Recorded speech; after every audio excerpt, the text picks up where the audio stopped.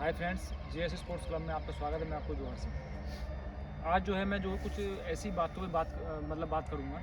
जिन चीज़ों को लेकर के जो है जो प्लेयर हैं वो परेशान रहते हैं बच्चे अक्सर, और जो है उनका जो है बहुत गलत असर जो है उनके भविष्य पे पड़ता है जो बच्चे स्पोर्ट्स कर रहे हैं। जैसे कभी-कभी हम देखते हैं कि बहुत सारे बच्चे जो है ग्राउंड के अंदर आते हैं, बहुत सारी जो है आकांक्षाएँ लेके जो है ये सोच के आते हैं कि हमें खिलाड़ी बनना है, और जो है उस चीज़ को अपने ज़हन में रख कर के जो प्रैक्टिस करने के लिए आते हैं।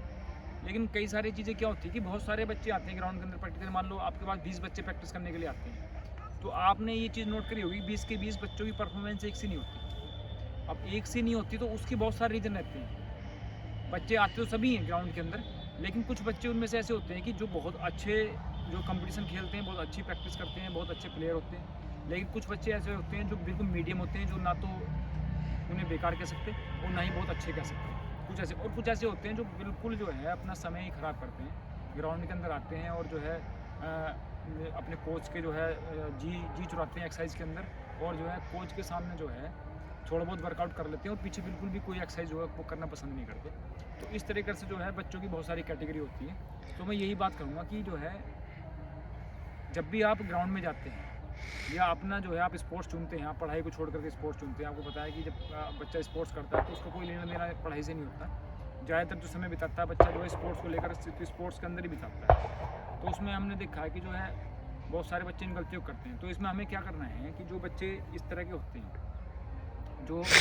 बहुत ज़्यादा नर्वस हो जाते हैं अपनी परफॉर्मेंस को लेकर के, और जो है लेकिन ऐसा कब करते हैं, ऐसा तब करते हैं जब कोई कंपटीशन होता है उसके दौरान में जब उनकी परफॉर्मेंस बढ़िया नहीं आती, तो जब वो परेशान होते हैं। और परेशान होने के बाद में क्या करते हैं बच्चे अक्सर जो है गेम छोड़ने की जो सोचते हैं कि जो है हम या तो गेम छोड़ने की सोचेंगे, या फिर ये सोचेंगे कि ये जो हमारा कोच है वो ख़राब है, हमें कोच चेंज कर लेना चाहिए। तो ऐसे जो बच्चे होते हैं वो अक्सर वो बच्चे होते हैं जो ग्राउंड के अंदर समय कम बिताते हैं, या ग्राउंड के अंदर जो है रेगुलर नहीं आ पाते, या जो है कोच के साथ में जो उनका तालमेल जो ठीक नहीं होता। तो वो बच्चे इन गलतियों को करते हैं और जो है वो ग्राउंड से भागने की कोशिश करते हैं।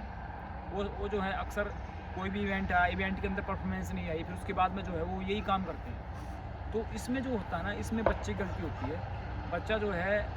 पूरा साल जब ऑफ सीज़न होता है, जब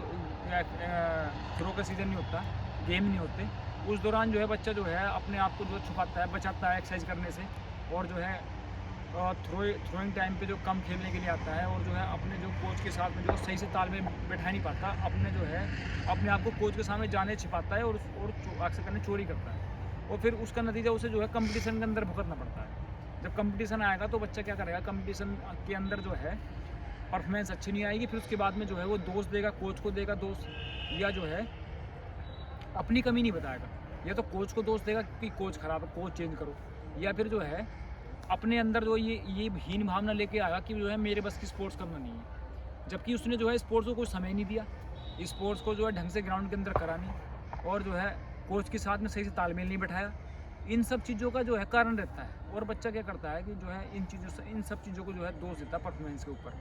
और वो जो है फिर स्पोर्ट्स से भागता है। तो ये मैं इसलिए आज ये बात बताने चाह रहा हूँ कि जो है आप जो है अगर स्पोर्ट्स चुन रहे हो, तो आपको जैसे एक बच्चा पढ़ाई करता है, एग्ज़ाम से पहले जो है रात रात भर पढ़ता है, तैयारी करता है पेपर, ऐसे ही जो अगर आपने स्पोर्ट्स चुना है तो उसके लिए जो है आपको रेगुलर कंसिस्टेंसी बना के रखनी होती है, आपको रेगुलर जो है ग्राउंड के अंदर आना होता है, आपको मेहनत करनी होती है, और सबसे बड़ी बात मैं ये बता रहा हूँ कि आपको कोच के साथ अपने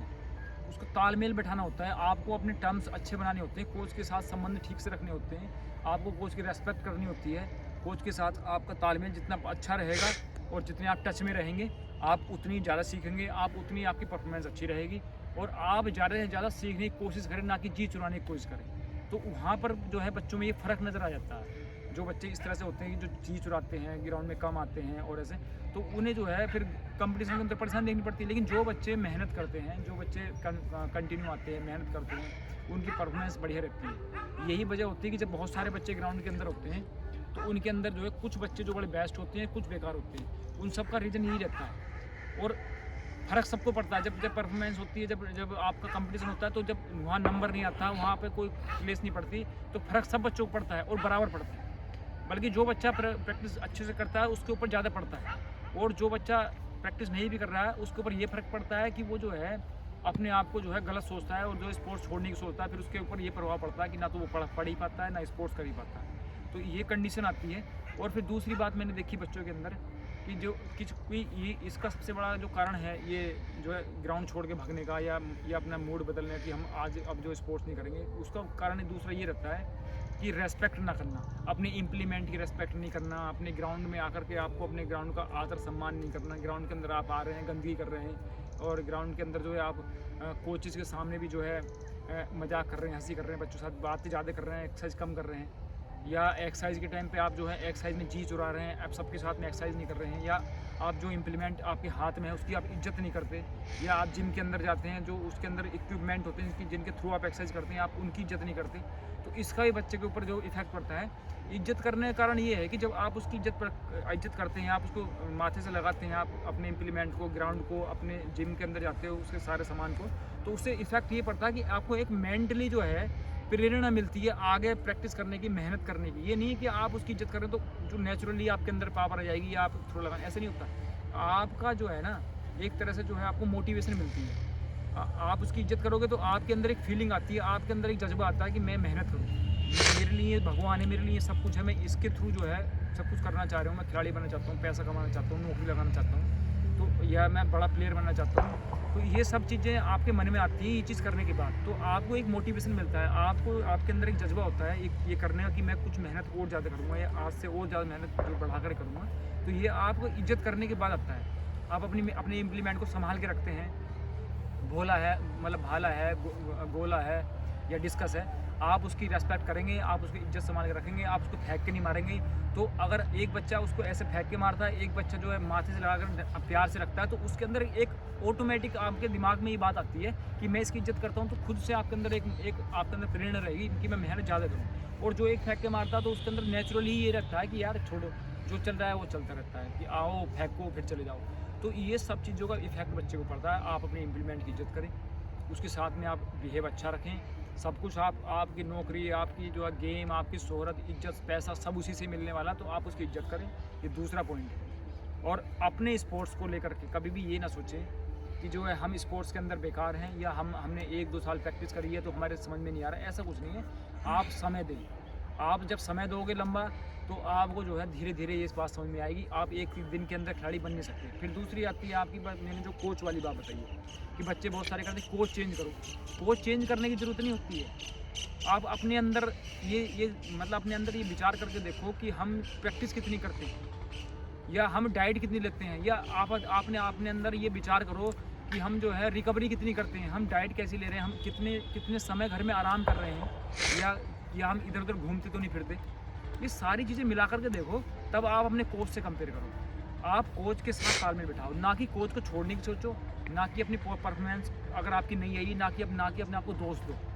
आप परफॉर्मेंस को अच्छा करने की कोशिश करो, इम्प्रूवमेंट लाने की कोशिश करो, मेहनत ज़्यादा करो, अपनी मेहनत बढ़ाओ, कोच के साथ अच्छा तालमेल बिठाओ, कोच की इज्जत करो, कोच से कहो कि हमारे समझ में ये बात नहीं आती, उस चीज़ को सीखने की कोशिश करो। ज़्यादा से ज़्यादा कोच के टच में रहो, कोच से जो है मिल करके सब आगे अपनी कमियों को दूर करने की कोशिश करो, ना कि कोच से बचो। कोच के साथ एक तालमेल बिठाओ। तो आप जब कोच का तालमेल बिठाते हैं तो आप ज़्यादा सीखेंगे, आपको इंजरी भी कम आएगी, आपके समझ में ज़्यादा आएगी, आपको ज़्यादा सीखने को मिलेगा। तो जनरली बच्चे ये चीज़ ना करें कि जो है कोच चेंज करने की बात करें। कोच के साथ तालमेल बिठाओ, सीखने की कोशिश करो, अपने आप को आगे बढ़ाने की कोशिश करो। तो इन चीज़ों का जो आज मैंने बताया, ये चीज़ें जो हैं बड़े ध्यान में रखने वाली हैं। मैंने ये अक्सर जो बच्चा देखा। फिर दूसरी बात ये रहती है कि बहुत सारे बच्चे जो हैं ये इन चीज़ों का ध्यान नहीं रखते, जैसे रिकवरी करना, डाइट अच्छी रखना, और स्ट्रेचिंग ना करना, वार्म अप नहीं करना, और थ्रो के टाइम पे जो है सीरियसली थ्रो ना लगाना।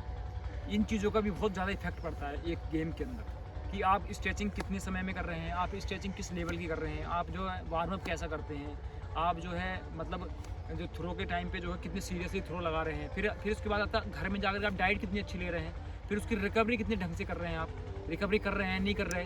तो ये सब चीज़ों का ध्यान रखना होता है स्पोर्ट्स के अंदर, तब आप जो है एक बढ़िया खिलाड़ी बन सकते हैं। अन्यथा आप अगर इस तरह सोचेंगे कि आज हमारी परफॉर्मेंस नहीं आई, आपने ये तो आंकड़ा लगा लिया कि हमारी परफॉर्मेंस से हम परेशान हो गए, आपने ये नहीं सोचा कि हम करते क्या हैं, हम ग्राउंड के अंदर कितना रहते हैं, कौन सा तालमेल क्या है, रिकवरी क्या है, डाइट क्या है। हम इन सब चीज़ों के ऊपर ध्यान नहीं देते। तो इसलिए आज मैंने वीडियो इसलिए बनाई है कि इन सब चीज़ों का ध्यान अगर बच्चा रखता है स्पोर्ट्स करते हुए, तो तब वो एक अच्छा खिलाड़ी बन सकता है। अन्यथा जो है वो बच्चा कितना भी ग्राउंड में आए, आप इम्प्लीमेंट की इज्जत नहीं करोगे, कोच की इज्जत नहीं करोगे, रेस्पेक्ट नहीं, तालमेल नहीं बैठाओगे, रिकवरी नहीं करोगे, एक्सरसाइज ढंग से नहीं करोगे, तो आप एक अच्छी परफॉर्मेंस ला नहीं सकते कभी भी। तो इसलिए मेरा जो आज का टॉपिक था वो यही था कि आप जो है इन सब चीज़ों का ध्यान रखो, इन सब चीज़ों को अपने ध्यान में रख करके आप प्रैक्टिस करो, तब आप अच्छे खिलाड़ी बनेंगे। ना कि आप जो है ये अपने अंदर लेकर बैठ जाओ कि आज हमारी थ्रो अच्छी नहीं लगी तो हम बेकार हो गए, ऐसा नहीं है। ना ही गेम छोड़ने की सोचो, ना ही कोच बदलने की सोचो। कोच बदलने की सोच तब सोचो जब आप काफ़ी समय से प्रैक्टिस कर रहे हैं और बहुत अच्छे समय से प्रैक्टिस कर रहे हैं और आपको जो है 5-6 साल प्रैक्टिस करते हो गए और आपके अंदर टेक्निक है, लेकिन आपके अंदर इम्प्रूवमेंट नहीं आ रही, या आपको जो है किसी ग्राउंड के अंदर आप प्रैक्टिस करते हैं वहाँ इम्प्लीमेंट की कमी है, हमें इम्प्लीमेंट अच्छी चाहिए, या हमारा ग्राउंड जो है बेटर चाहिए, अब हम थोड़े हाई लेवल के ऊपर चले गए हैं, तो आपको कोच चेंज करने की ज़रूरत है। अन्यथा आपको अपने खुद को चेंज करने की ज़रूरत है, आपको कोच का तालमेल बैठाने की ज़रूरत है, आपको अपने आप को मोटिवेट करने की ज़रूरत है। तो ये मैंने वीडियो आज इसलिए बनाई है कि बहुत सारे बच्चे इन टॉपिक को समझ नहीं पाते और जो है अपने आप को दोष दे जाते हैं। तो इन चीज़ों का ध्यान रखो, इन चीज़ों का ध्यान रखने के बाद आगे बढ़ने की कोशिश करो। आज के लिए इतना ही था, धन्यवाद।